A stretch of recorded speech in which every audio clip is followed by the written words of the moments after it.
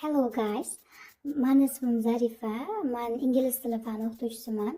Bilasizlar, men maktabda ishlayman va asosan kanalimga education mavzusida videolar joylab boraman.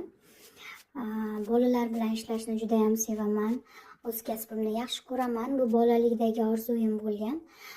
Allohga shukr, nasib ham etgan. Faqat bu safar videoyim noodatiy tarzda bo'ldi, lifestyle video bo'ldi. Sizlarga yoqsa xursand bo'laman, ijobiy fikrlar kutib qolaman. Hayit ayyomi barchangizga muborak bo'lsin. Chin qalbimdan tabriklayman. Har birimizni oilamizga fayz barokat olib kelsin. Har biringizga baxt, omad, kasblaringizda rivoj, muvaffaqiyat tilab qolaman.